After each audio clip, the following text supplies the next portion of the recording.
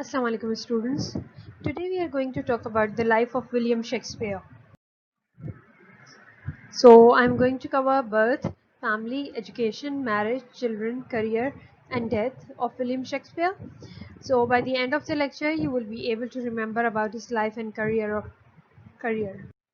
William Shakespeare was born on April 23rd, 1564 in Stratford-upon-Avon. He was baptized on April 26th. William Shakespeare was the third child and the first son of John and Mary Shakespeare.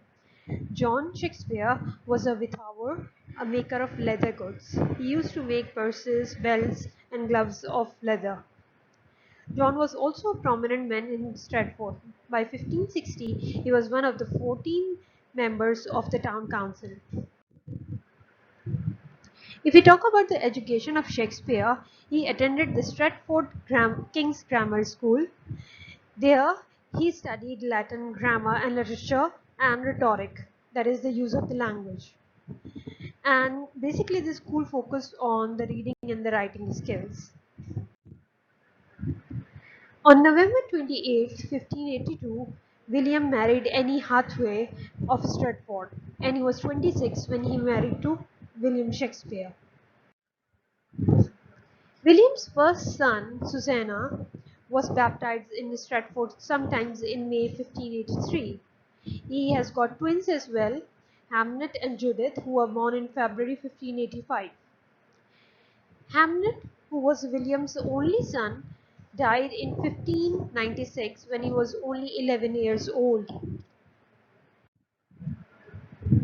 Now from 1585 till 1592, we don't have any record about Shakespeare's life or his work or anything. So that's why this is known as the lost years. From this time, after his twins are born, until 1592, little is known about him. But we know that he moved to London to write for the theatre. Then was his rise to fame. By 1592, Shakespeare was established in London as a playwright and poet. In January of 1593, the theatre in London closed because of the plague and remained closed until spring of 1594. So during this period, he wrote many poetry.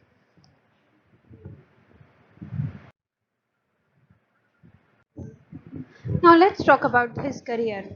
In December of 1594, along with Wellcome, Richard Burbage and four others, Shakespeare started a new theatre company called the Lord Chamberlain Men. By 1599, the Lord Chamberlain Men had become the most popular acting group in London. In 1599, theatre named The Theatre, who was owned by James Burbage, was dismantled because of property rights and rebuilt along the Thames River and was renamed The Globe. Shakespeare became part owner of the new theatre and became very wealthy. In his late years, that is in 1603, Queen Elizabeth died and James VI of Scotland became James I of England. Shakespeare and his friends changed their acting company's name to the King's Men and became more popular than ever. So he started writing about James I and other rulers and his King's Men. If we talk about his work, then between 1595 to 1611, William Shakespeare wrote 37 plays and hundreds of sonnets and other poems. His plays can be grouped into three categories: comedies, tragedies, and histories. Comedy, as you already know, is a play with a happy ending and which has some humorous element in it. So, Shakespearean comedy can be recognized by its name. It is named for the situation of the play. It means some situation is there in the play for which it is named. So, some of his popular comedies are A Midsummer Night Dream, As You Like It, and Much Ado About Nothing. Tragedies. If we talk about tragedies, then tragedy has sad ending and usually the death of the hero is there and the protagonists always have some tragic flaw. So Shakespearean tragedies can be identified because the plays are named for the main character. For example, Macbeth, King Lear, Hamlet, Romeo and Juliet. History plays, he has written many history plays as well. So a history can be defined by the name as well. They are named after British kings. The more famous ones are Henry V, Henry VIII, Richard III. So all the history plays are named after the kings, British kings. Record reveals that Shakespeare revised his will a month before he died on April 23rd, 1616, at an age of 52. He is still buried at the Holy Trinity Church in Stratford.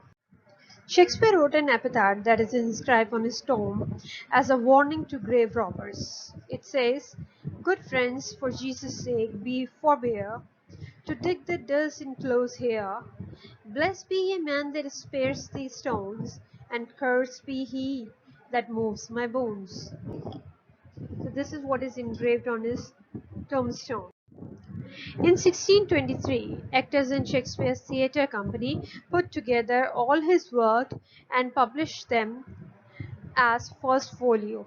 All the collection of his plays and poems are recorded in it. That's all for this lecture.